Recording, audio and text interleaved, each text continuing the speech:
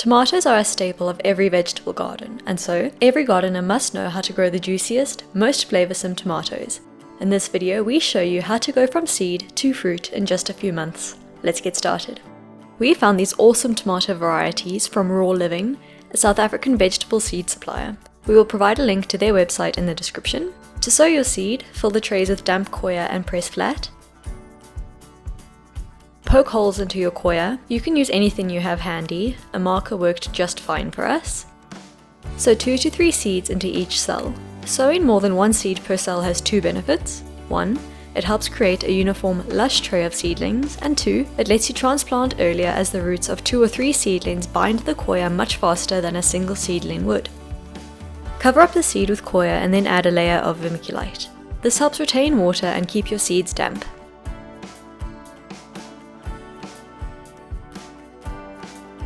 The seedling trays were kept in a greenhouse. They were started towards the end of winter and so needed to be protected from the extreme cold outside. Overhead misters were used to irrigate the trays.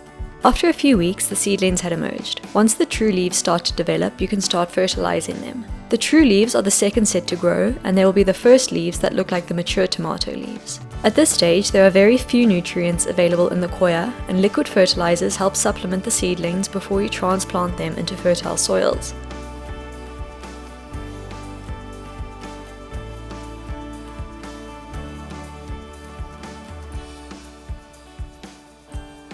When the seedlings are ready to transplant, fill your pots with a well-composted manure mixture. You can also add a handful of slow-release fertilizer. This will provide the tomatoes with a steady supply of nutrients for the whole growing season. To encourage robust root growth, you can plant the seedlings deep enough so the soil line reaches just below the bottom set of leaves. You can see here how well the seedlings bound the coir. You can either thin these seedlings to 1 per pot now, or do this later after they have survived the transplanting. At this point, the seedlings were still protected by overhead shade netting. A few weeks later, spring had arrived and the threat of frost had passed, so the tomatoes were moved to the vegetable garden. While they were still young, bamboo stakes were added to each pot. If you do this after the seedlings have matured, you risk damaging the root system.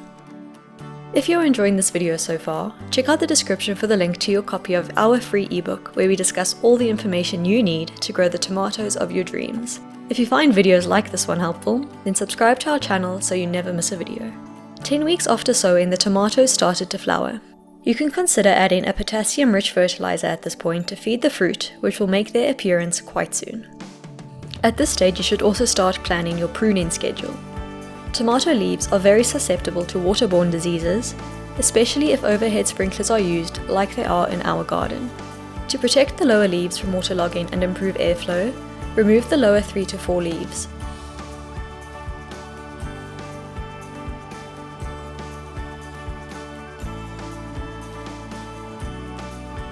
Suckers must also be removed. Suckers grow from the axil or joint between the main stem and a leaf. As they grow, they make the plants unmanageable, so be sure to remove them early on. This is especially important for indeterminate or vining tomatoes. If you grow determinate or bushy tomato varieties, you won't need to prune them as intensively and can more than likely just leave them to grow. If you leave your suckers to grow, you can use them as cuttings after you prune them and multiply your crop that way. We will link a video to show you how to do this up in the corner. Even though the stakes are in the pots, the tomatoes must still be secured to them. We used an all-purpose garden tape like this, but you can use any rope or twine that you have available. When securing your tomatoes, don't tie the stems too close to the stake. Instead, use a figure of 8 pattern to leave room for your tomatoes to continue to grow and slightly move if there's any wind.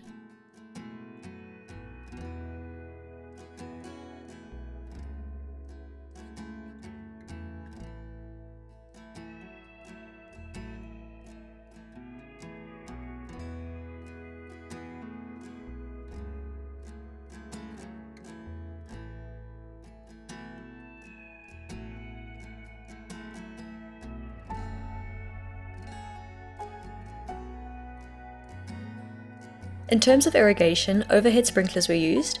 This does create a lot of humidity around the tomatoes, which highlights the necessity of pruning the lower leaves on the plants. If you have the option, rather go for a drip irrigation system. 3 months after sowing, the tomatoes had started growing their fruit. We didn't need to do too much at this stage, apart from regular watering and weeding. It is very important to keep your plants free from any stress at this stage, whether it be water, heat, insects, or disease, as it can cause your tomatoes to drop their fruit. So do regular inspections and remove any diseased leaves and fruit.